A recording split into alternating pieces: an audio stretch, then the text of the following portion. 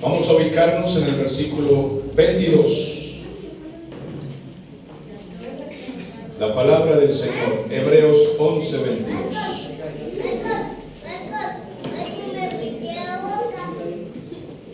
Señorita.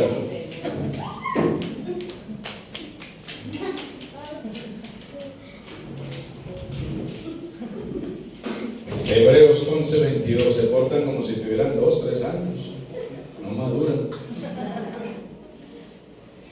Dice la Biblia: por la fe José, al morir, mencionó la salida de los hijos de Israel y dio mandamiento acerca de sus huesos. Señor, te damos gracias por tu palabra, que es buena y poderosa.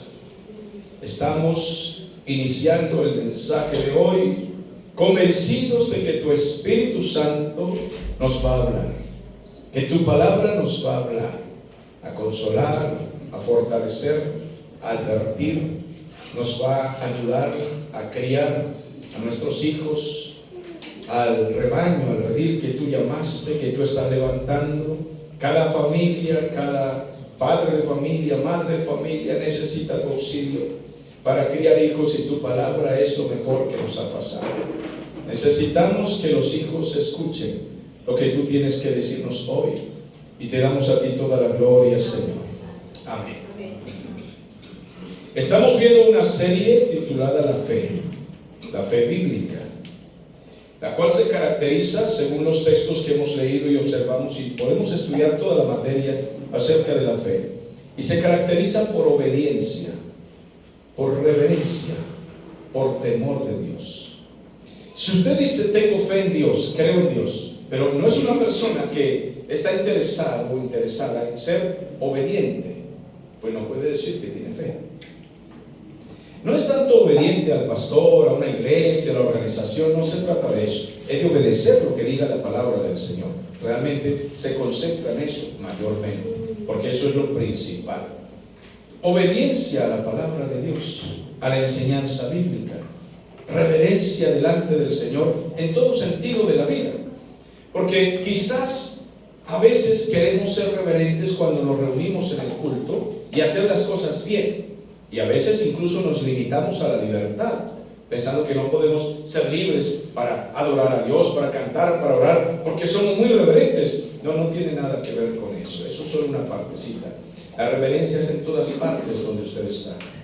Cuando la madre de familia está lidiando con los hijos, debe ser reverente delante del Espíritu Santo. ¿Cómo nos va a regañar, a castigar? ¿Cómo? Algunos padres de familia cristianos pierden se dice criollamente, los estribos cuando están en casa. Entonces aquí son muy reverentes y corrigen a los hijos: hijo, por favor, que el Señor está aquí, corríjase. Pero en la casa, pedazo de serpiente, vampiro, gritan y de todo. Bueno, ¿qué pasó con la reverencia? No se trata del culto, se trata de la vida. Es una vida, no un culto. Es más allá que lo que hacemos aquí. Es en casa también. Vamos a castigar a nuestros hijos, vamos a disciplinarlos, vamos a corregirlos, pero tiene que haber una medida, una forma, que se note que el Espíritu Santo está en el asunto, porque Él está allí. Vamos a hacerlo con disciplina, sí, fervientes en obedecer a Dios, pero que no nos salgamos del camino al castigar o corregir, en todo sentido. Estamos viendo en este pasaje del capítulo 11 de los Hebreos la fe de varios hombres de Dios. Hemos visto la fe de Abel, el hijo de Adán y Eva.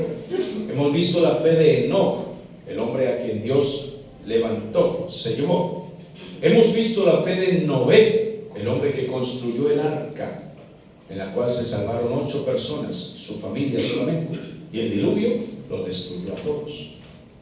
Hemos visto la fe de Abraham, el hombre a quien Dios llamó para que fuese el padre de la fe, precisamente. Y todos los que tienen fe en Cristo, la fe bíblica, son hijos de Abraham por la fe. Espiritualmente descendemos entonces de allí. Tenemos esa cobertura, si así se quiere decir. Por la fe también la misma Sara, esposa de Abraham, que creyó a las promesas y parió a Isaac siendo muy vieja. Hemos visto la fe de Isaac, el padre de Jacob y Esaú. Hemos visto la fe de Jacob, que tuvo 12 hijos y una hija llamada Dina, que le causó graves problemas a su familia. Y hemos llegado a la fe de José. Pero como no tenemos afán, entonces vamos a examinar un poco la vida de José. Y digo que no tenemos afán porque hoy solo vamos a ver un pedacito de la vida de José. Hay mucho que hablar de la fe de él. Cuando el texto menciona aquí en Hebreos capítulo 11 versículo 22, dice: por la fe José, cuando ya iba a morir, pues estaba muy viejo, muy anciano, ya había corrido toda una vida de sufrimiento. Pero se contrasta la vida de José con la vida de su papá. Su papá Jacob, que también al final se ve que es un hombre de fe, que profetiza de acuerdo a la visión que Dios le da para sus hijos y que ya ha madurado. Pero cuando él está joven y toda la trayectoria de su vida, es un hombre muy complicado. Toma decisiones aceleradas, hace muchas trampas. Es un hombre muy difícil. Pero cuando Dios tiene un plan, así nosotros seamos difíciles, mire, hermano, Dios nos golpea, nos aporrea, nos quiebra, nos quita cosas, porque somos difíciles, porque tomamos decisiones por nuestra cuenta. Entonces Dios tiene que golpearnos. Y no piensen que predico esto porque el que les habla aquí ha sido el hombre que simplemente todo le ha salido bien y todo lo que ha hecho le ha salido perfecto. No, mis amados. Precisamente porque hemos tenido que ser golpeados por Dios, duramente golpeados, trastabillados, hasta que agarremos la formita que Dios quiere que agarremos y vayamos por el camino por donde Él quiere. Yo no le dije que por ahí, ni le dije que por aquí, le dije que por acá. Pero nosotros que somos rudos de temperamento, que tenemos un carácter difícil de dominar, pues Dios sabe tomarnos. Espero que se identifique con lo que estoy diciendo, porque a veces cuando hablamos estas cosas en nuestro público tenemos personas que pueden pensar, por ejemplo, Brian, por poner un ejemplo cualquiera, ¿no? Sí, el hermano Alejandro, ¿no? De pronto puede decir: bueno, yo no soy tan difícil, soy un tipo bueno, no mato, no robo, no bailo pegado, soy un buen tipo. O sea, que se equivoque. Más bien identifíquese con eso. Diga: en el camino he cometido muchos errores y Dios ha tenido que lidiar conmigo. ¿Se ha tenido que lidiar Dios con ustedes? ¿Cómo conmigo? Conmigo ha tenido Dios que tratar duro. Yo creo que como Jacob, hasta que uno aprenda por dónde es y cómo es que tiene que comportarse. No ha sido fácil. Jacob, cuando llegó a viejito, por fin ya estaba listo para profetizar a sus 12 hijos de acuerdo a la visión que Dios le dio. Pero cuando vemos hoy la historia de José, José es un hombre diferente, un muchacho distinto, tranquilo, noble, juicioso. Ya vamos a ver un poco de eso. José es un muchacho que verdaderamente da ejemplo a cualquier joven y a cualquier adulto. Ojalá podamos aprender de la fe de José, del comportamiento que él tenía. Cuando llegamos a este versículo, dice: por la fe José, cuando iba a morir, ya viejito, él mencionó la salida de los hijos de Israel y dio mandamiento acerca de sus huesos. ¿Eso en dónde está? Eso se encuentra ya en Génesis capítulo 50. Vamos al capítulo 50 y el versículo 24 y 25. Dice la Biblia en Génesis capítulo 50, exactamente en los versículos 24 y 25, que ya José estaba viejo, ya iba a morir. Y él dice: y José le dijo a sus hermanos, es decir, a los de su pueblo: ya voy a morir. Dios ciertamente os visitará y os hará subir de esta tierra de Egipto a la tierra que juró a Abraham, que era la de Canaán, la cual se convertiría en Israel. La promesa que juró a Abraham, a Isaac y a Jacob. Y hizo jurar José a los hijos de Israel, diciendo: Dios ciertamente os visitará y os haréis llevar de aquí mis huesos. Es decir, yo les pido a ustedes, o les mando, que mis huesos no los dejen aquí en Egipto, porque yo no pertenezco a esta tierra, no soy de aquí. Ya voy a morir, pero mis huesos no los dejen aquí. Cuando ustedes salgan hacia la tierra prometida, quiero que saquen mis huesos de aquí, porque voy a morir, pero yo creo a Dios, que lo que Dios dijo de mi tierra, de Israel, de los hebreos, se va a cumplir. Qué bueno es que uno llegue a viejo y vaya a morir, y aún muriendo usted le crea a Dios y le diga a sus hijos: hijos, ya voy a partir, pero lo que Dios dijo, todo es verdad. ¿Están de acuerdo con eso? Vamos a procurar nunca decepcionemos a nuestros hijos acerca de Dios. No les demos a entender a nuestros hijos que Dios mintió. No les insinuemos que Dios se equivocó. Que los hijos y los nietos sepan que Dios es veraz. Ahora bien, este resumen que hace el escritor de la carta a los hebreos es muy corto para lo que quiero tratar, obviamente, porque él lo vio necesario así. Pero yo quisiera que veamos un poco de José y aprendamos de él, la fe de José desde niño. Y para eso nosotros debemos ir al Génesis capítulo 37 y ver dónde aparece José en la escena. Dice la Biblia en el capítulo 37: habitó Jacob en la tierra donde había morado su padre Isaac, en la tierra de Canaán.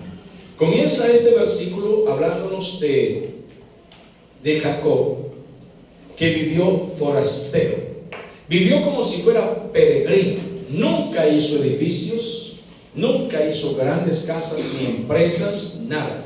Él vivió como un peregrino. Ahora, mis amados hermanos, ya en otras ocasiones he tratado esto con ustedes, solo se los voy a refrescar un poco. No significa que usted hoy no pueda tener una casa, una empresa o pensar en progresar. No significa eso, pero su corazón, eso es lo importante, que su corazón sea peregrino. Que usted no se aferre a lo que usted logre construir en esta tierra. No importa si hace una empresa, una casa, no importa lo que usted logre, haga de cuenta en su corazón, haga cuenta que no tiene nada, que usted se va. Porque si su corazón se pega de lo terrenal, le puede pasar como la mujer de Lot. ¿Han escuchado hablar de Lot? Vivían en Sodoma, una ciudad muy próspera, donde a todo el mundo le iba bien, pero había pecado, había farra, homosexualidad, había toda clase de lujurias. Y cuando Dios ordenó a Lot y a su familia que salieran de allí, les ordenó por medio de los ángeles: huyan, pero no miren atrás. Pero el corazón de ella, ¿dónde estaba? En Sodoma. Ese es el problema, que lo que haya en el corazón, ese es el tesoro. Y ella miró hacia atrás cuando el Señor dijo: no mires más a Sodoma, mira hacia adelante, escapa por tu vida. Pero ella miró hacia lo que estaba dejando, y la Biblia declara que el castigo fue convertirla en estatua de sal. Amados hermanos, aquí nos dice que Jacob vivió como un forastero, igual que su papá Isaac, igual que su abuelo Abraham, como si estuviera de paso por esta tierra. Nosotros pensemos que estamos de paso por esta tierra, que su corazón no se pegue de nada.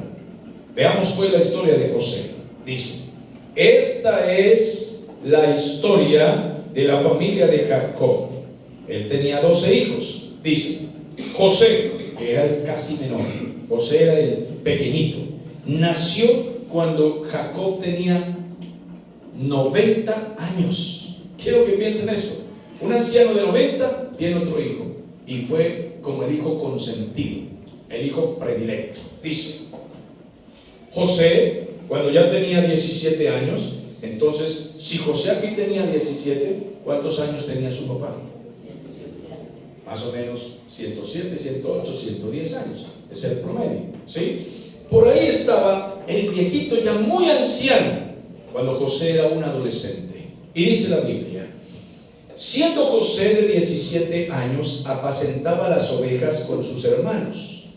Y el joven estaba con los hijos de Bilha y con los hijos de Silpa, que eran mujeres de su papá. José le informaba a su padre la mala fama de sus hermanos. Y aquí es donde no podemos correr. Solo tenía 17 años, era un adolescente, pero trabajaba duro. Su papá le había entregado responsabilidades. Mira, José, todos tus hermanos mayores son mis sinvergüenzas. Es más, ellos habían asesinado gente en el pasado. Y el viejito estaba muy viejo y tenía temor de que a sus hijos los asesinaran por venganza. Pero estos muchachos eran terribles. No los domaba nadie. Todos eran potros salvajes. Eran como mulas indómitas. No los critiquemos mucho, porque hoy estamos criando jóvenes, adolescentes y niños de este tiempo que también parecen mulas indómitas. Espero que no los de aquí. Espero que los de aquí sean buenos muchachos, no. Pero estos de Jacob, amados hermanos, eran terribles. No los controlaba nadie.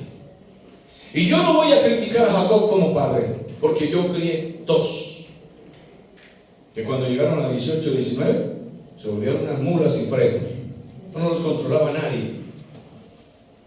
Ese animalito domado que ven allá afuera enseñando, no, eso no crean ustedes que era un mansito. Eso fue tremendo con ellos dos. Se rebelaron contra sus padres. Les enseñamos principios, bases, todo. Crecieron leyendo la Biblia. Y solo crié dos. Así que no tengo nada que criticar a Jacob. Jacob crió 13.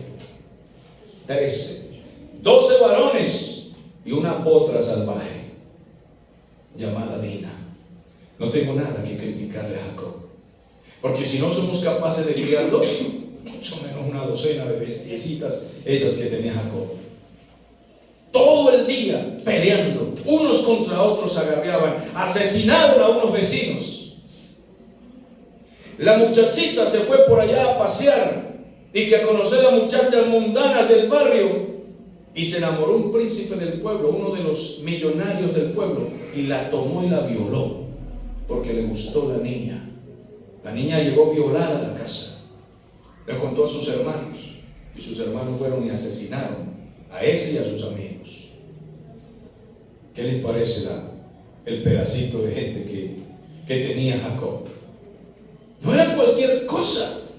Total que Jacob está viejo y sus hijos están hombres, y él ya no puede con ellos, no los controla.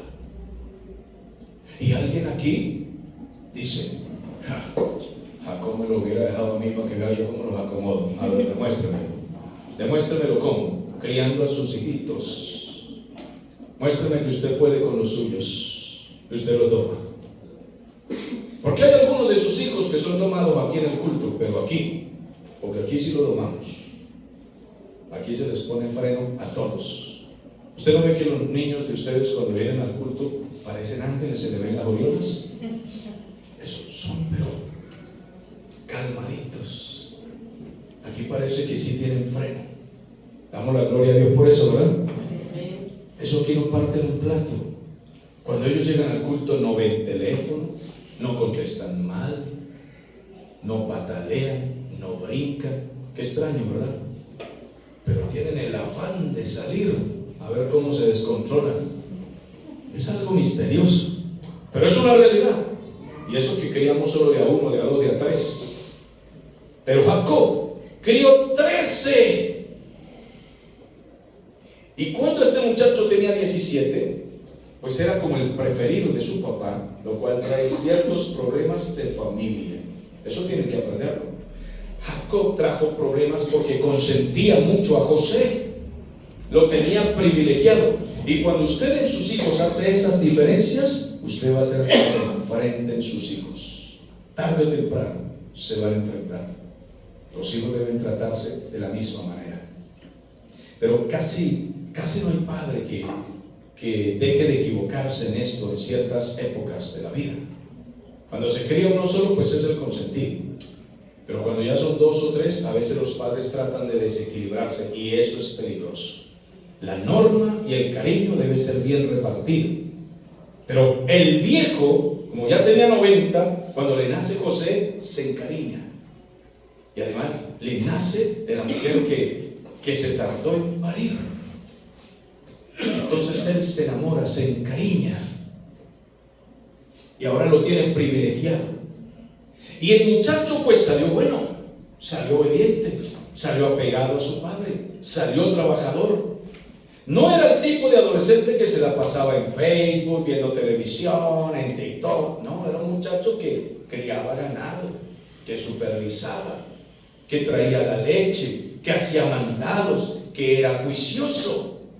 Total que el muchacho se ganó el cariño de su papá, pero su papá no solo le consentía, sino que hizo otras dos cosas. Siendo casi el menor, el chiquilín de la casa, lo pone a supervisar a sus hermanos mayores y al ganado de ellos. Me cuenta las ovejas que estén completas, que estos tipos no vendan ganado sin mi permiso. Va y supervisa todo, y que estén sanos, porque esos sinvergüenzas se la pasan por ahí y los ganados se me mueren, se enferman, se engusanan. Usted supervise y viene y me trae las cuentas. Y José era como el jefe, y aún así que lo consentía, le hizo una túnica de colores, como si fuera un príncipe. Imagínense, lo vestía mientras que los otros se vestían de túnicas del monte, de criar vacas y burros. A este le hizo una de colores. Total que imagínense ustedes a José paseándose por todo el rebaño, contando las ovejas. Papi, están completas. Muy bien. Había una gusanada, pero yo le dije a fulano que le echara el remedio, y los otros lo odiaban. ¿Qué se cree este capataz? Es el menor de nosotros y viene a darnos órdenes a nosotros. Mi papá lo tiene consentido, pero ¿sabe qué? Un día de estos le arrancamos las uñas, los ojos, le sacamos la lengua y vamos a ver dónde queda. Sus propios hermanos lo odiaban debido a la preferencia que tenía su papá sobre ellos. Amados hermanos, cuando la Biblia dice que ellos tenían mala fama, no dice por casualidad. La frase mala fama puede incluir muchísimas cosas. Imagínense a unos muchachos poniendo sobrenombre a los vecinos. Imagínense diciéndole al vecino: ¡epa, calvo! Y muertos de la risa. Imagínense lanzándole pedradas con flechas, quién sabe cuántas cosas al vecindario. Imagínense robando alguna oveja del vecino y comiéndosela a ellos en casa. La mala fama puede significar muchas cosas que, aunque no se describe, eran malos, eran bandidos. Esos tipos eran indomables. Y José venía y daba las quejas a su papá. Papá, hay otra queja. Los vecinos de la finca de al lado dicen que se les perdió una vaca, que no la encuentran por ningún lado. ¿Y usted qué cree, mijo? Pues, papá, no sé. Cuando el río suena, ahí había problemas en esa casa. Ahí había problemas serios. Pero ellos decían que el chismoso era José y querían arrancarle la lengua al muchacho. Dice la Biblia: y amaba a Jacob, o sea Israel, a José más que a todos sus hijos, porque lo había tenido cuando en su vejez, y le hizo una túnica de diversos colores. Y el principito se paseaba con su túnica y supervisaba. Y estos que se lo comían de furia. Este capataz va a ver lo que un día de esto le vamos a hacer. Dice la Biblia: y viendo sus hermanos que su papá lo amaba tanto, más que a todos ellos le odiaban, le aborrecían y no podían hablarle nunca pacíficamente. José venía a traer una razón. Rubén, ¿qué quiere? Bueno, es que mi papá mandó decir: a mí no me traiga usted razón, lo voy a fuera aquí, lo voy a patear. Pero mi papá es el que está diciendo: vaya, dele quejas, que usted me las paga un día de estos. Nunca le hablaban pacíficamente. Judá, ¿dónde estará Judá? Y Judá escondido. Judá, mi papá le llama. ¿Qué quiere? Mi papá le está llamando. Ahora voy, chismoso, largo de aquí.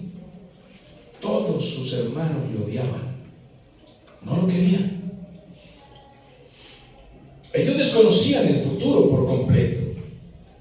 Entonces un día soñó José un sueño, y al levantarse en la mañana se lo contó a sus hermanos, y ellos llegaron a odiarle más todavía, porque en medio de todo aquello que estaba sucediendo, José tuvo un sueño, aunque él no es culpable del sueño. El sueño lo puso Dios en él, ese sueño.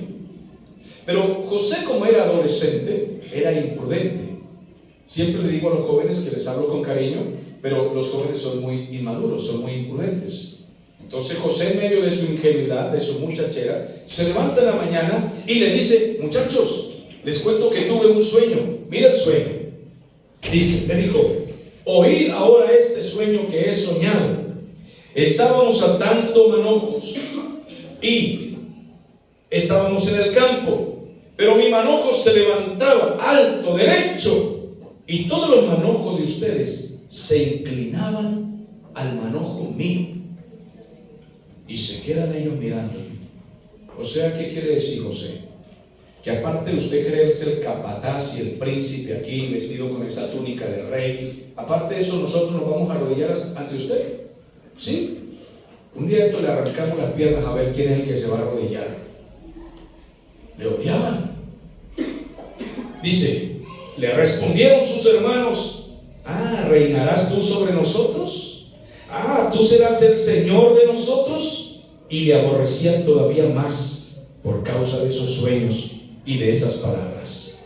Pero como si fuera poco, José soñó que otro sueño, y volvió a cometer la misma torpeza. ¿Se lo contó a quién? A sus hermanos, diciendo: he aquí que he soñado otro sueño, y he aquí que el sol y la luna y 11 estrellas se inclinaban ante mí. El sol, mi papá; la luna, mi mamá; y 11 estrellas, todos nosotros los varones. No vamos a... ¿Qué porquería usted, José? No faltaba más. ¿No será que esos sueños se los inventa usted, pedazo de capataz? Usted se está soñando todo esto y diciendo que se sueña esto para meternos en problemas a nosotros. Lo aborrecían. Amados hermanos, José era un muchacho espiritual, pero era ingenuo, era joven, y él nunca se imaginó que sus hermanos, sangre de su sangre, le fueran a hacer daño. Porque la gente que es de Dios tiene a veces ingenuidad. Uno nunca cree que tiene alrededor de uno gente que pueda hacerle daño. Los que oramos, los que predicamos, los que enseñamos la palabra, soñamos cosas, deseamos cosas, pero nunca imaginamos que los que se crían con nosotros van a ser capaces de hacernos daño. Esto depende de la capacidad que usted tenga de ser espiritual. Usted debe preocuparse por buscar al Señor y ser una persona humilde y mansa. Porque si no lo hace, el día que usted vea que otros hermanos están surgiendo, creciendo, que les va bien en la vida, usted les va a tener envidia. ¿Va comprendiendo eso? A menos que sea espiritual. Los carnales siempre envidian a los espirituales. Los carnales envidian a los que prosperan. Siempre que ven que a alguien le está yendo bien y que deja de andar a pie y ahora entonces tiene su vehículo y hace una casa, comienzan a verlo con malos ojos. Sí. Hoy vemos al hermano con una motico blanca por ahí llevando a su familia. Mañana llega en una camioneta y lo vemos que trae familias al culto. Y el carnal comienza a decir: ¿quién sabe de dónde sacó esa camioneta? ¿Quién sabe por qué está prosperando tanto? La envidia es muy acogida en nuestros medios. No pienses tú que una iglesia pequeña como esta no tiene algún envidioso. No, mi hermano, sí lo hay. Eso depende de usted. Usted decide desechar la envidia o abrazarla. Usted lo decide. Si usted ve que a otros les va bien en lo espiritual y les va bien en lo material y usted se goza y se alegra, es porque usted es espiritual. Amados, a mí me daría mucho dolor que ustedes sean mendigos. Yo me gozo y me alegro, que se lo voy a decir claro y sin mandárselo a decir con nadie. Pero todos ustedes, incluso este muchachito, todos tienen más que yo. Y yo no estoy envidioso, estoy feliz. Dolor me daría a mí tener una iglesia y un poco de gente harapienta en chancletas que se la pasa mendigando. Dolor me daría. Digan, este es el pastor de los mendigos. No, mi hermano, le doy gracias a Dios porque les ha ido bien. Y no les envidio ni una pezuña, nada. Me da alegría que les vaya bien. Cuenten lo que ustedes tienen y cuenten lo que yo tengo. A ver quién tiene más. Ustedes tienen mucho más. Pero yo no les envidio nada. Estoy feliz de que les vaya bien. En lo que quiero que crezcan mucho es en lo espiritual. En eso quiero que crezcan más. Pero estos sinvergüenzas envidiaban la espiritualidad de José, porque a José le iba bien en todo lo que hacía, y en lo espiritual era excelente. Era muchacho noble, no era ladrón, no era mentiroso, no era tramposo, no se robaba las gallinas del vecino, no piropeaba a la muchacha del vecindario, no era criminal como sus hermanos. Era un muchacho bueno, noble. Uno de ellos, llamado Judá, un día salió de paseo porque quería una prostituta y se fue a buscarle al tipo. Imagínense los joyitas que eran. Hoy tengo ganas de prostituta. Y se fue por allá a buscar un bar y encontró una.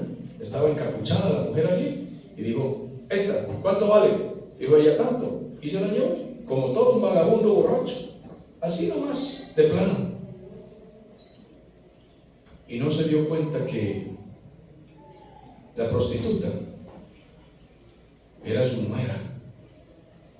Y él no sabía, ella estaba disfrazada. ¿Qué le parece? Y se metió en tremendo problema. Así son las cosas. Esa era la familia de José. José ni era borracho, ni era bebedor, no era fumador, no era tramposo, no era truán, no se robaba los animales del vecindario, no le ponía sobrenombres a nadie y ellos lo envidiaban. Cada vez que alguien desea buscar al Señor con nobleza y de corazón, los carnales comienzan a envidiarlo. Ay, sí, se cree muy santo. Ay, se cree muy bueno. Ay, que ora mucho. Ay, sí, que estudia mucho la Biblia. Se llama envidia. Eso no tiene otro nombre. Y estos tenían envidia de José. Y José les contaba sus sueños. Y les decía todo lo que se estaba soñando. Y los otros le tenían rabia. Ah, tú serás el Señor de nosotros, dice la Biblia. Y lo contó a su padre y sus hermanos. Y su padre le reprendió suavemente. Y mira lo que le dijo. Pero ¿qué sueño es este que soñaste, hijo? ¿Acaso vendremos yo y tu madre y todos tus hermanos y nos pondremos de rodillas o en tierra ante ti? Oye, José, ¿de qué estás hablando? Pero sus hermanos le tenían ¿qué? Dígalo conmigo. ¿Le tenían qué? Envidia. Pero su padre reflexionaba, meditaba en los sueños de José.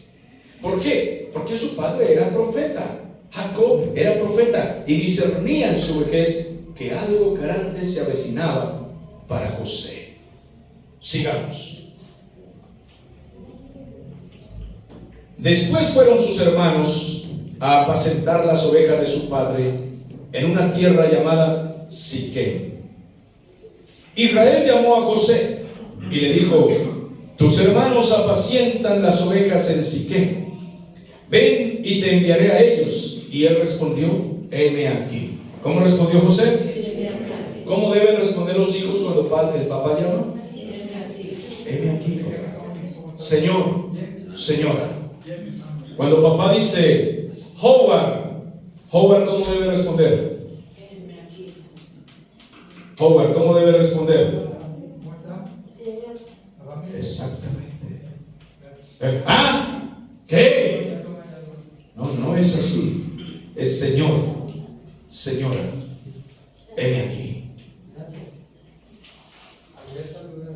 Cuando papá te llama, ¿cómo debe responder?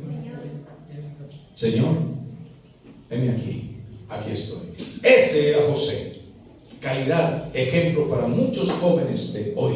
Trabajador, cuidando ovejas por esos potreros, viajando solo, con peligros de animales, peligros de ladrones. Trabajador. Pero uno envía a un hijo de hoy aquí a la tienda a 2 cuadras a comprar el pan del desayuno. Es un bendito problema. 20 excusas: que se me parten las uñas, que me duele aquí, que se me troncha el tobillo, que tengo hambre, que tengo resfriado, que me duele el vientre, que no sirven para nada. Un bulto de carne ahí con huesos. Esos son los hijos que estamos criando hoy. Unos sabañones, unos hongos que lo único que hacen es comer como parásitos. Necesitamos hijos como José en este tiempo. Pero díganme ustedes, ¿lo necesitamos o no? ¿O están en contra del mensaje? Ese es el problema. Vaya a la tienda, que así le pegan a la madre. Levantan la voz, no tienen tiempo, están muy ocupados tiktokeando. Cerebro de acerrín es lo que tienen. No sirven para nada. Un estorbo ahí. Dios mío, no produce nada. José producía un rebaño. Cultivaba ovejas, gallinas, pollos, vacas en el potrero. Hacía ganado. Los hijos de hoy nos traen pérdidas. Pérdidas. No producen nada y piden celular nuevo. No hacen nada. No venden zapatos. No venden nada, hermano. Yo trabajé desde los 12 años.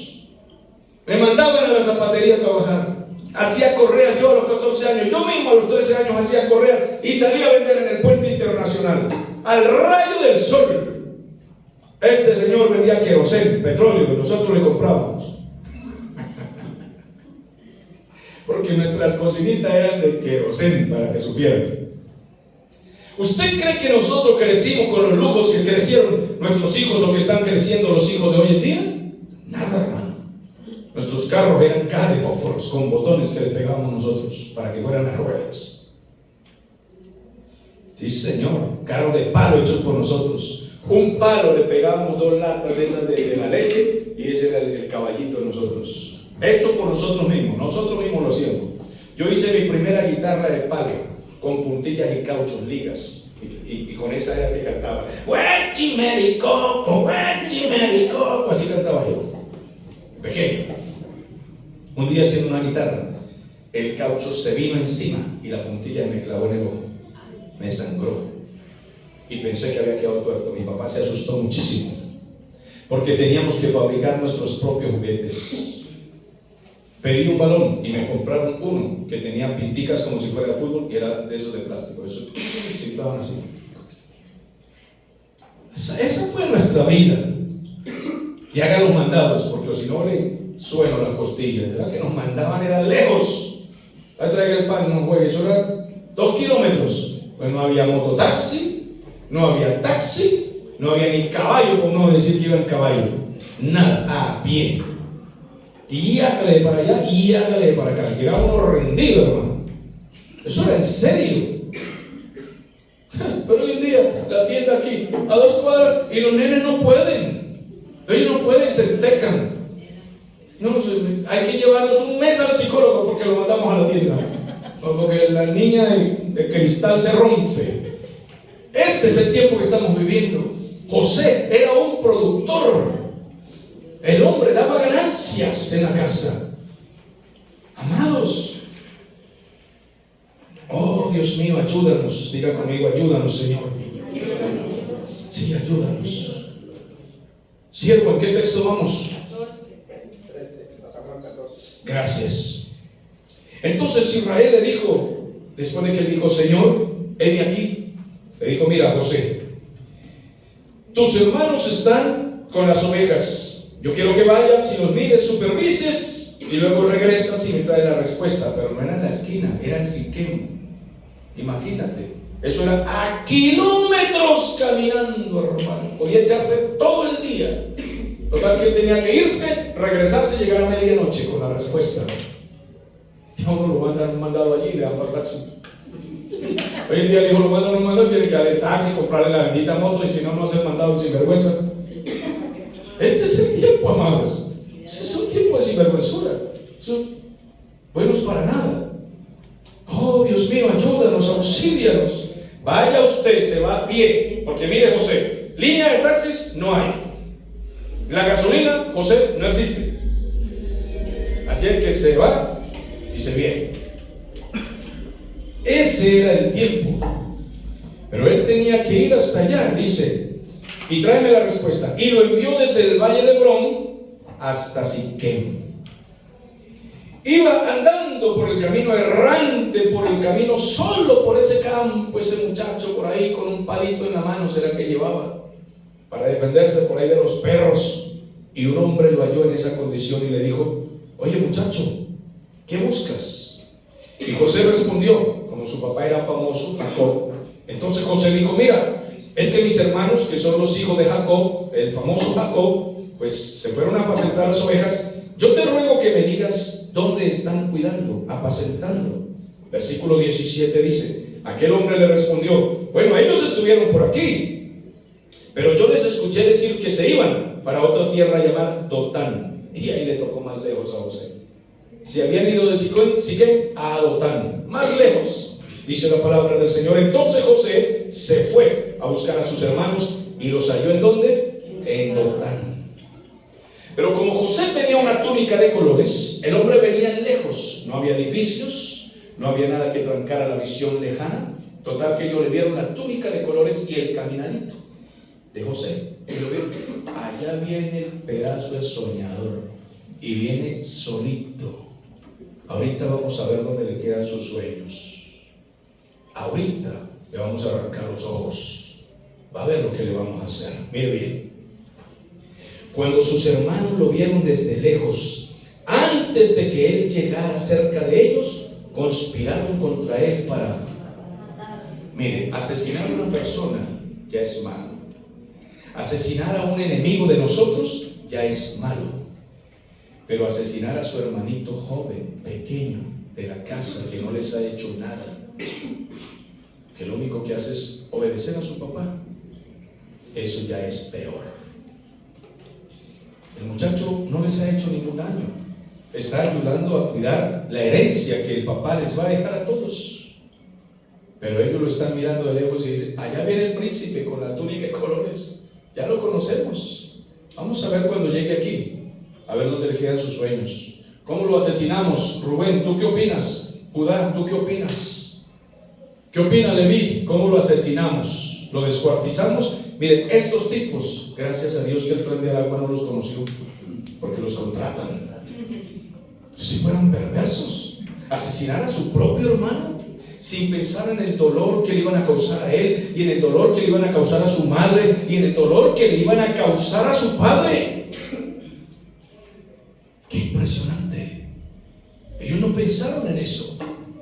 Su padre era anciano, ya casi 110 años. Ese hombre le iba a dar un infarto. A ellos no les importó nada. Vamos a asesinarlo. Entonces el uno al otro se decían: aquí viene el soñador. Eso es desprecio. Aquí viene el soñador. Ahora pues, vamos, matémosle y echémoslo en una cisterna. Y le diremos a mi papá que alguna bestia se lo tragó, que lo picó un alacrán, que lo mordió una serpiente, que se lo comió un cocodrilo, que la anaconda salió y se lo comió. Inventémonos cualquier cosa, pero vamos a decirle una mentira a mi papá y veremos qué queda de sus sueños, soñador. ¿Cómo era José? A ver, ahora que te estamos asesinando, ¿cómo es que lo vamos a inclinar? ¿Cómo? ¿Que las espigas, cómo es? ¿Cómo es? Ah, que los manojos, ah, sí. ¿Y que el sol y la luna cómo eran? A ver, lo iban a torturar y le iban a recordar: ¿cómo es que nos vamos a arrodillar ante ti, soñador? Estos tipos eran malos. Yo le doy gracias a Dios de no haber nacido ahí en esa familia, hermano. Terrible, es algo impresionante.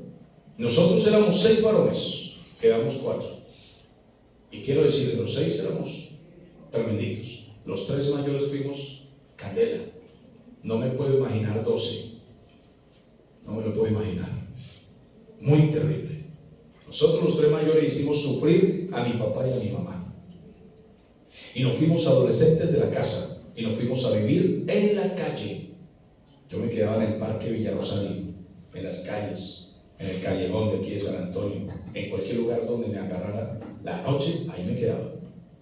En la parada, dormí muchas veces en la calle. ¿Y cuánto sufría mi papá y mi mamá al saber que nosotros solo por rebeldía vivíamos en la calle. Ahora usted se imagina a este viejo con esa docena. Imagínese. Dice la palabra del Señor: cuando Rubén escuchó que lo iban a matar, lo quiso librar de sus manos y le dijo a ellos: no lo matemos. Rubén era el mayor, era el primogénito, y le tenía mucha rabia a José, porque José, siendo en ese momento el menor, se ganó el cariño de su papá. Se supone que el mayor debía ganarse el cariño del papá en esa época, era más o menos la ley, la costumbre, la cultura. Pero resulta que el menor era el consentido. Rubén no lo quería, pero tuvo un temor. ¿Quién puso ese temor en él? ¿Para qué? Para salvar a José. Ese temor lo puso Dios en él. Y le dijo: no lo matemos, muchachos. Rubén le dijo: no vamos a derramar sangre, vamos a echarlo en esta cisterna que está en el desierto, y no pongamos la mano sobre él, porque él quería librarlo de sus manos para hacerlo volver a su padre. Él tuvo un temor. Dijo: no lo podemos matar, así no lo quiera, así me caiga mal. Pero Dios quería librar a José de la muerte de sus propios hermanos. Sucedió entonces que cuando llegó José hasta donde ellos estaban, ellos le quitaron a José la túnica, lo desnudaron, le quitaron la ropa. ¿Por qué le quitaron la ropa? Porque, a ver, príncipe, ¿dónde quedó tu ropita? Así le quitaron la ropa a mi Señor Jesús, lo desnudaron y lo maltrataron. Cuando usted ve la historia de Juan Hus fue un sacerdote católico privilegiado, era un gran profesor, era muy preparado, pero el clero católico y los obispos, mandados por el Papa, mandaron a despojarlo de todas sus ropas, que lo desnudaran y lo humillaran públicamente, y le arrancaron la ropa y le decían: a ver, profesor, ¿dónde está tu sabiduría? Y él nunca quiso renunciar a la verdad. Todos aquellos, amados, que se mantienen en la verdad, cuando encuentran enemigos que sean capaces de hacerle daño, ellos hacen todo lo posible por humillarlo, por avergonzarlo públicamente. Y esto hicieron con José. Le quitaron la túnica, lo desnudaron. Esta túnica la odiamos, señor príncipe. Y le dicen: le quitaron la túnica de colores que tenía puesta sobre sí, y le tomaron y le echaron en la cisterna, una cisterna que estaba en el desierto, pero la cisterna estaba vacía, no había en ella agua. No solo lo humillan, lo lanzan a una cisterna que está en el desierto, donde de día hace calor terrible y de noche hace un frío terrible, y desnudo lo lanzan a eso, sin ninguna misericordia.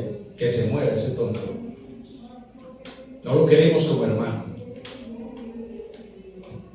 Se sentaron después a comer pan. ¿Serían malos los tipos? Él haya hundido en ese hueco hondo, no podía salir. No era aquí 1 metro, no, era hondo, un lugar acostumbrado para el agua, que por alguna razón estaba seco. No podía salir de ese lugar, no tenía manera. ¿Cómo lo lanzaron allá antes? No le partieron la nuca. Y luego se sientan a comer. Se olvidan de su propio hermano. Quiero que piense usted en su hermana. Quiero que piense en su hermano. ¿Sería usted capaz de hacerle tal cosa a él? Posiblemente no. Posiblemente no. Y eso que usted es malo de todas maneras, pero usted no llega hasta allá. Estos tipos tenían una mente criminal. Planean todo, lo lanzan allá y se ponen a comer, mi amado. Cuando uno hace un mal como ese, no es capaz de comer.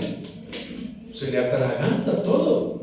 No, pero ellos comieron. Tenían apetito, mientras el otro estaba sediento, hambriento, asustado, lleno de miedo. Hay que ser muy noble para dejarse hacer todo lo que le hicieron a José. Hay que ser muy noble. Porque yo no sé si a mí se apadrinan un montón de hermanos contra mí. No sé si consiguen hacerme el suficiente daño. No lo sé, amados hermanos. Creo que a algunos nos falta un poco más de mansedumbre y de ternura, como la de José. Porque uno algo hace para no dejarse lastimar, Pero él simplemente se entregó. Si me quieren dañar, que me maten, allá ellos. Se sentaron a comer. Luego levantaron sus ojos y vieron una compañía de ismaelitas. Los ismaelitas eran los hijos de Ismael. Ismael fue un hijo de Abraham. Quiere decir que esos ismaelitas que pasaron eran medio familia de ellos, eran sus hermanos, descendientes de Abraham. Primos. Eso es correcto, eran primos de ellos. ¿Se da cuenta? Y los vieron pasar. Pero ellos no se trataban entre sí, o sea, no tenían buenas relaciones. Siempre hubo riña y hasta el día de hoy hay riñas entre ellos violentas. Pero aprovecharon la ocasión. Ahí vienen los ismaelitas. A la final les caemos mal. Total que este tipo lo van a tratar bien mal, como si fuera un esclavo. Mire, les tenemos aquí un esclavo. ¿Y qué vale? Tiene el precio de un perro. ¿Cuánto puede valer un perro? Venda. ¿Qué puede valer un perro? Perro sucio. ¿Qué impresión? Eso es mucho desprecio por alguien de su sangre. Mucho desprecio mostraron ellos por José. Cuidado, hermanitas. Cuidado. Ámense. Respétense. Pero a ver, un paréntesis. ¿A quién le corresponde enseñarles a los hijos con ejemplo y con disciplina, con amor y paciencia, pero con rectitud, a amarse entre hermanos? ¿A quién le corresponde? A los padres. Mucho cuidado, usted golpea a su hermano. Ese es su hermano, usted tiene que amarlo y defenderlo. Esa es su sangre. Es sangre suya. Defiéndalo, ámelo, respételo y honrelo, porque es su hermano. Y si usted le muestra odio a su hermano, yo le muestro cómo le queda la nalga roja a usted, bien coloraditas. Yo le muestro cómo es, porque usted tiene que aprender a respetar a su hermano. ¿Estamos aprendiendo? Amén. Ame a su hermanita, ame a su hermanito. Pero Jacob no pudo con estos. Eran indomables. Y dice la palabra del Señor. ¿En qué vamos? Gracias.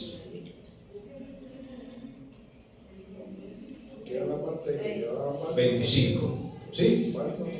Bien. Se sentaron a comer pan, y aquí que venía la compañía de ismaelitas de Galaad, y sus camellos traían aromas, bálsamo y mirra, e iban a llevarlo a Egipto desde Galaad. Oye, qué impresionante. Todavía Israel no estaba en hambre, en hambruna. Al contrario, llevaban cosas para Egipto. Pero en el futuro vendría un hambre sobre Israel. Y ahora era al revés. Tenían que ir hacia Egipto para traer hacia Israel. En el futuro. Eso lo veremos otro día. Dice la palabra del Señor. Entonces Judá le dijo a sus hermanos: bueno, ¿qué provecho hay de que matemos a nuestro propio hermano y luego vamos a encubrir su muerte? No bien, hagamos otra cosa. Vamos a venderle a José a estos ismaelitas. Total que ni nos importa a nosotros ni les importa a ellos. Vendámoselo. Dice la palabra del Señor.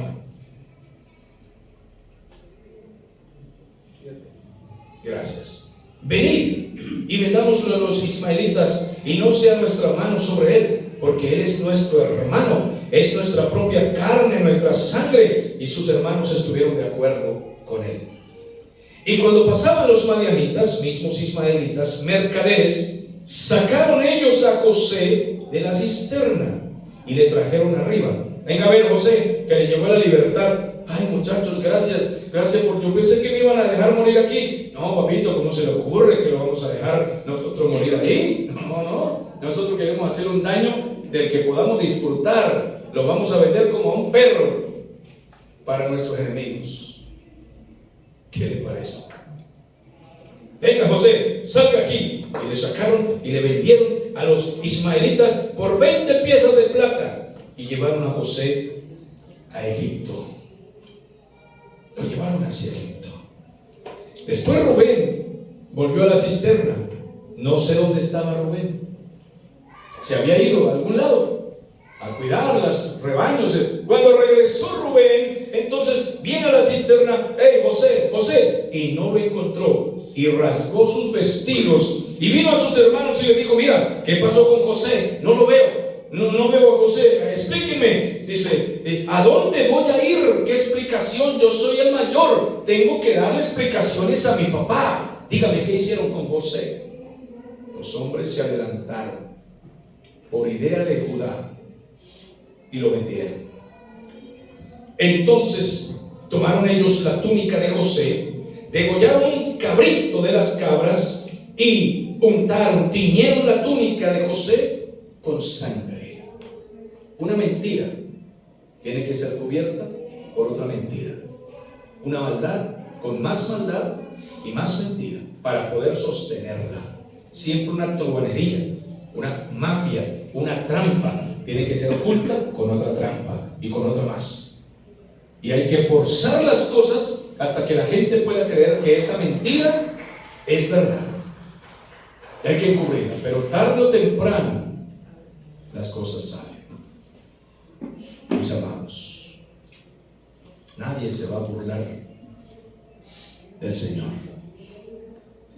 Yo en mis prédicas siempre he rogado a Dios en lo secreto cuando oro por el público. Yo nunca le oro al Señor, Señor, yo quiero que cuando yo hable la gente escupa y caiga al piso y convulsionen y vomiten y hagan las tonterías que yo veo en las iglesias que hacen. No.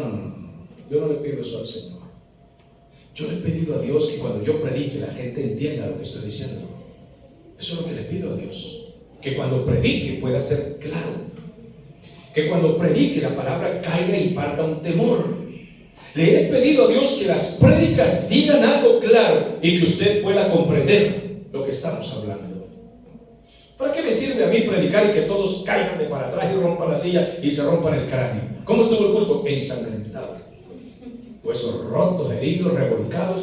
No, hermano. Yo veo en esos cultos la gente tirándose al piso, haciendo... Ahí sale un predicador nuevo, es un muchacho, debe tener unos 30 años, y le hace a la gente así: venga aquí, hermano. Y la hermana pasa, y él le hace así, le hace, porque el tipo tiene electricidad, y le hace así. Y la hermana también comienza a hacer un poco de bobadas ahí. ¡Ay, me agarró! ¿Cómo para qué sirve eso? ¿Para qué? Eso no sirve para nada, sino para hacer ridículo, para avergonzar el Evangelio. El Evangelio es para hablar de parte de Dios y que las familias tengan temor. Y que estos jóvenes puedan escuchar lo que estoy diciendo y digan: yo no quiero ser como los hermanos de José. No quiero ser un envidioso, un criminal, uno que sea capaz de hacerle daño a un hermano, a una persona que incluso no me ha hecho ningún mal, porque ningún mal le había hecho José a ellos. Lo que quiero es que la palabra de Dios haya cabida en sus corazones.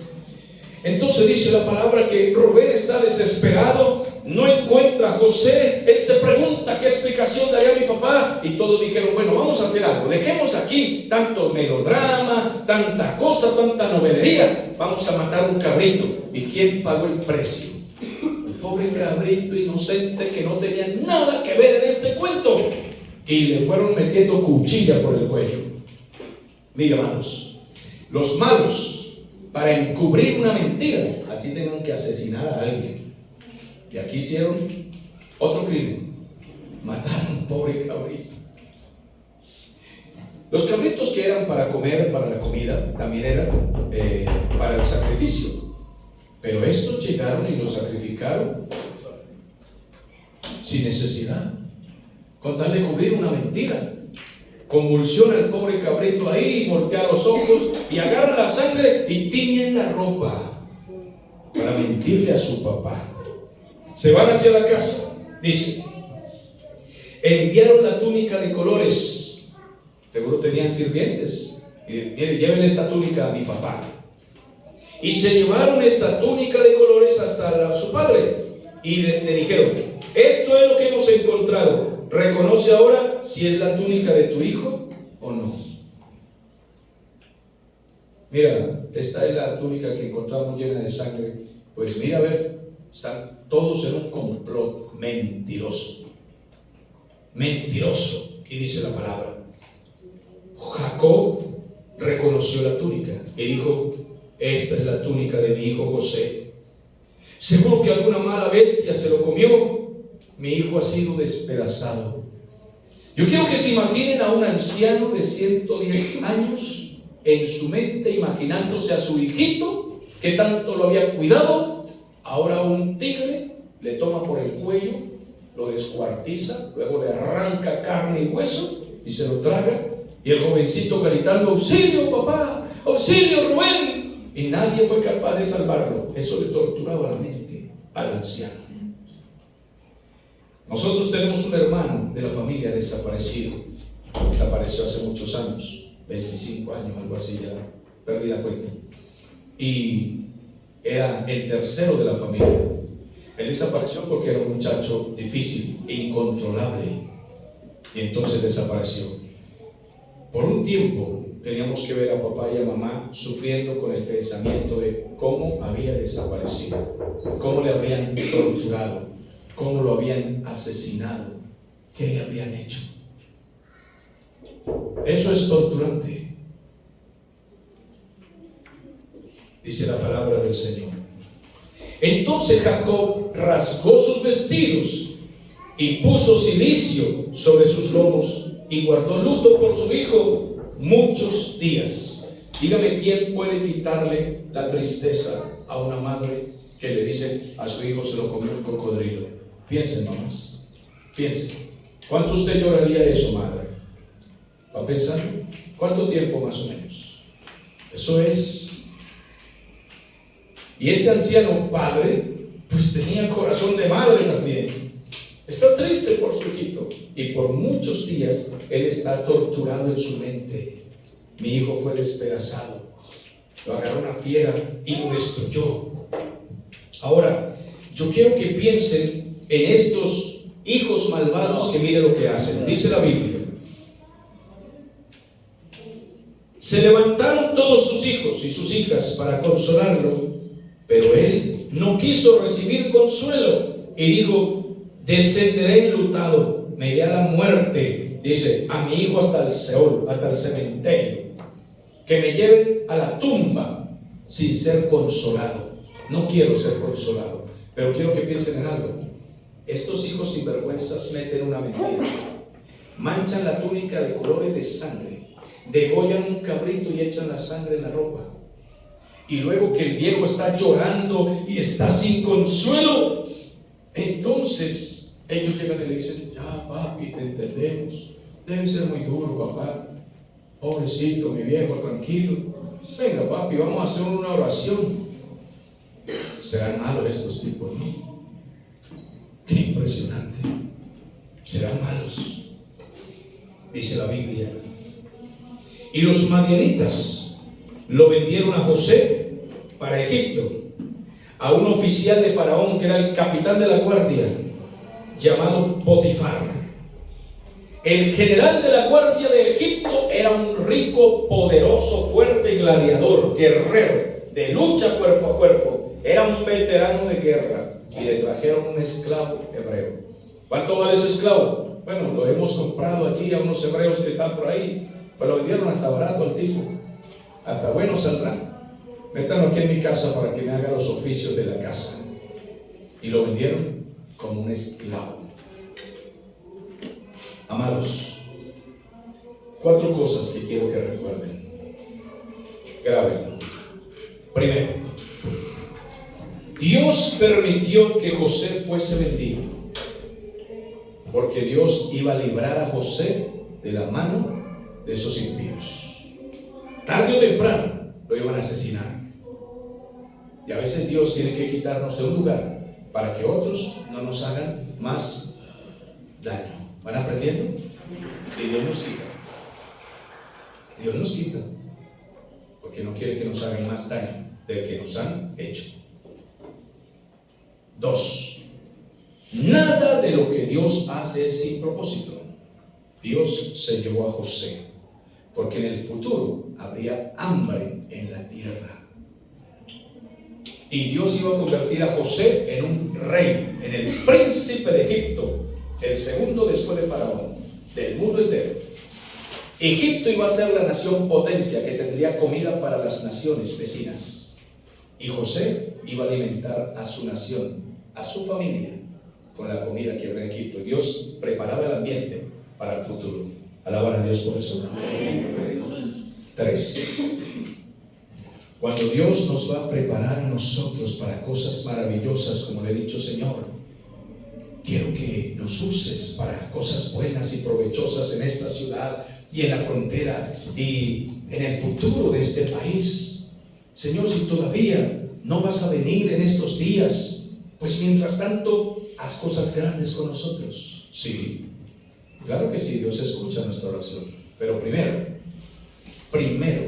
Dios va a formar nuestro carácter y conducta. Y eso lo va a hacer con cincel, con martillo, con fuego, con porra, y nos va a procesar y moldear hasta que estemos listos. Porque a veces algunos de nosotros somos los fosforitos, no nos pueden tocar porque echan candela. No me toque porque echo candela, porque yo soy intocable, a mí me tocan y me echa pólvora. Pues entonces Dios tiene que moldearnos y hacernos hasta que estemos listos para ser fuertes, que cuando nos hieran no nos dejemos herir. Ay, me hirió, me ofendió. No, mi hermano, tenemos que tener un carácter sólido. Hay personas en muchas iglesias que anhelan el púlpito del pastor porque piensan que el pastor es como la estrella, como la figura. No, mi hermano, para dirigir al pueblo del Señor y predicarle a esas almas inconversas y estar aquí firme, hay que tener carácter. Y carácter no es mal genio, no, es paciencia. Sean honestos conmigo. ¿Les he tenido paciencia o no? Yo no me descontrolo, yo aguanto. Quisiera que a esta altura ya sepan más de lo que saben, pero tengo paciencia. Se necesita paciencia. Si no tengo paciencia, me reviento. Entonces necesitamos paciencia, y esa paciencia tiene que ser formada con porra. Y el Señor tiene que moldearnos a través de las circunstancias y de la escasez. El Señor nos disciplina a través del sufrimiento, a través de la dificultad con que la gente nos hace bregar y nos hace caminar, a veces con dolor. Entonces Dios tenía que llevar a José a ser esclavo, a humillarlo, luego llevarlo a una cárcel, y luego todo lo que vamos a ver en el futuro de la fe de José y de la resistencia para que pudiera ser el rey de Egipto. Porque él se convirtió en el virrey. El faraón era el rey, el virrey era José. ¿Qué les parece? Y Dios tenía que prepararlo para eso. ¿Vamos? 4. Dios no hace las cosas de la noche a la mañana. No. Dios prueba nuestra fidelidad a través de los años.